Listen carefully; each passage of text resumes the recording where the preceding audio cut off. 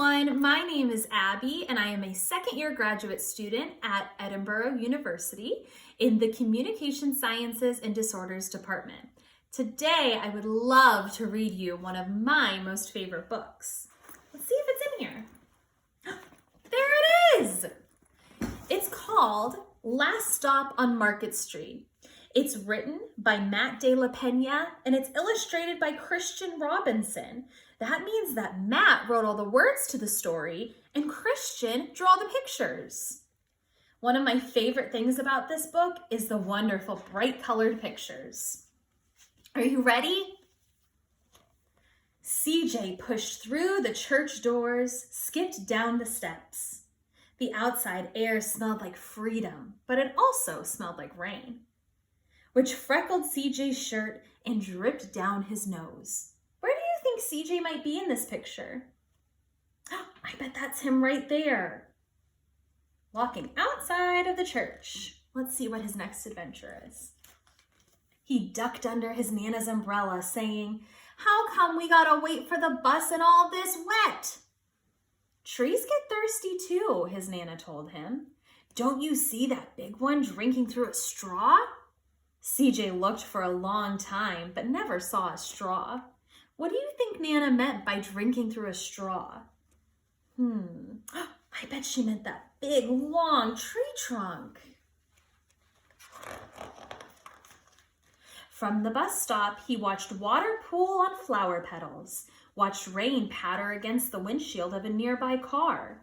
His friend Colby climbed in, gave CJ a wave, and drove off with his dad. "Nana, how come we don't got a car?" There they go.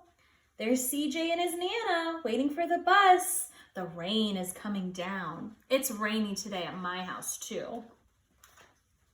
"Boy, what do we need a car for? We got a bus that breathes fire, and old Mr. Dennis who always has a trick for you." The bus creaked to a stop in front of them.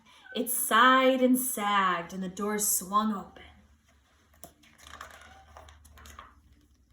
"What's that I see?" Mr. Dennis asked. He pulled a coin from behind CJ's ear and placed it in his palm. Nana laughed her deep laugh and pushed CJ along. They sat right up front. The man across the way was tuning a guitar. An old woman with curlers had butterflies in a jar. Guitar and jar. Those sound the same at the end. That means they rhyme. Nana gave everyone a great big smile and a good afternoon. She made sure CJ did the same. There they are on the bus. There's the guitar and the butterflies in a jar. The bus lurched forward and stopped. Lurched forward and stopped. Nana hummed as she knit. "How come we always gotta go here after church?" CJ said. "Miguel and Colby never have to go nowhere." "I feel sorry for those boys," she told him. "They'll never get a chance to meet Bobo or the sunglass man. And I hear Trixie got herself a brand new hat." CJ stared out the window, feeling sorry for himself. He watched cars zip by on either side, watched a group of boys hop curbs on bikes. A man climbed aboard with a spotted dog. CJ gave up his seat. "How come that man can't see?" "Boy, what do you know about seeing?" Nana told him. "Some people watch the world with their ears." "That's a fact. Their noses too," the man said, sniffing up at the air. "That's a mighty fine perfume you're wearing today, ma'am." Nana squeezed the man's hand and laughed her deep laugh. Two older boys got on next. CJ watched as they moved on by and stood in back. "Sure wish I had one of those," he said. Nana sat down her knitting. "What for? You've got the real live thing sitting right across from you. Why don't you ask the man if he'll play us a song?" CJ didn't have to. The guitar player was already plucking strings and beginning to sing. "To feel the magic of music," the blind man whispered, "I like to close my eyes." Nana closed hers too. So did CJ, and the spotted dog. And in the darkness, the rhythm lifted CJ out of the bus, out of the busy city.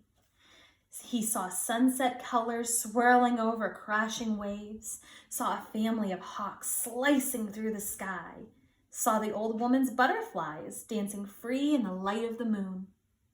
CJ's chest grew full and he was lost in the sound of the music, and the sound gave him the feeling of magic.